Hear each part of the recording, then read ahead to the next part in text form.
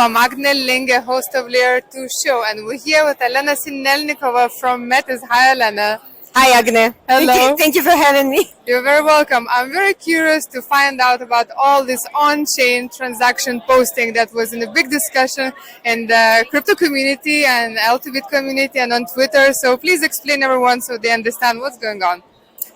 Thank you, Agne, for the question. So we trying many things to innovate the L2 industry, because I know there is old ways that people agreed on and say that if we store all the transactions on Ethereum on layer 1, it is considered secure. But I don't think I think they can be more secure, and just storing transactions on Ethereum is not the guarantee of the security. So what we do, we innovate by not storing the full data, but storing just the roots.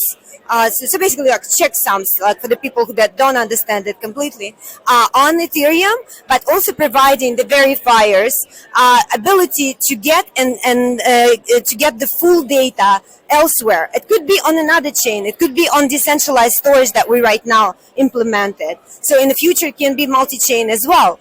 But so the main point that verifiers has access to this information. So that's the what is important. And if they don't for some reason, so we're not depending on other chain, security, like let's say like 51% attack that happened on another chain that we store data on, then always have the ability, so verifiers can request the sequencer to still post it on layer 1. So it means that the data is still will be on layer 1. It just loaded not all at once, but on demand when needed. So the data is still secure, but at the same time, and it's effective. And therefore, we were able to lower the transaction fees by using this, effectivity. Okay, so the transaction costs are even lower. That has no effect on the consumer, let's say on the user of any applications, and you still have the security of Ethereum. Exactly, yes. And I'm a strong believer also in a multi-chain future. So why to rely on one chain? For the decentralized future, we will be multi-chain. That is my vision. And why not to involve other chains into the security of the Ethereum, for example. You mentioned data storage that you have just built. Anything you would like to share a little bit more about this? Yeah, so we use the tech of the Memo Labs company for the decentralized storage. So it's basically consider it as another chain. Right, so it can be stored on on other chains as well. So the data doesn't matter where the data is stored, as long as it's in a decentralized way, as long as it's also secure. But even then, the security of this chain does not matter for the final process of the verification, because the data is going to be on L1 one way or the other. Thank you, Elena. You were talking about the multi-chain ecosystem, and everyone is talking about this, but still Ethereum is the most decentralized blockchain. You still believe in that Ethereum will win, or we will have to walk around and share everything? Yes, until recent, and when I just faced the strong maybe pushback from the Ethereum community on. I believe in Ethereum still, that this is most decentralized, but we need to behave as a decentralized society and not just rely on one chain. So that is my vision, right? Again, one chain to rule them all. This is not a decentralization. I'm sorry. That is true. Probably too sensitive question, but any other chains that you would like to point out that are of your interest, or we're talking more about layer 2s?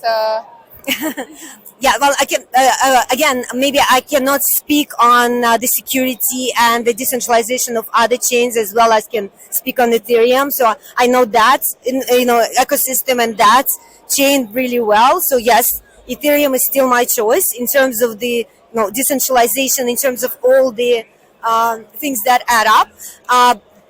But what I see, and now I'm exploring other communities is building great things too. So other chains are building awesome things as well. So we cannot cancel them and just not look at them, because they all are great people, and I would like to actually use and reuse their tech too.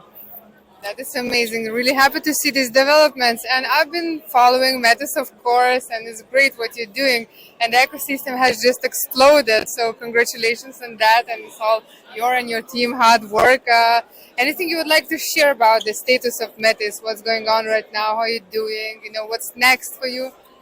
Yes, of course, we are, in terms of the infrastructure, right now, yes, we're at the stage where we are able to lower the fees to the minimum, just provide the opportunities for the gaming companies to do their transactions, for example, cheap and secure, because they have many of them. So the speed and the scalability and the cost will fit their business. So that is the big priority. At the same time, we are developing more decentralized security in terms of the posting data to L1, implementing the peer nodes. And so each peer node will be able to take a turns in posting the transactions. So therefore, we avoid decentralization in the core of the layer 2, because right now all layer 2 has a centralized sequencers, and this is a big flaw because it is centralized, right? So yes, we would like to decentralize that as well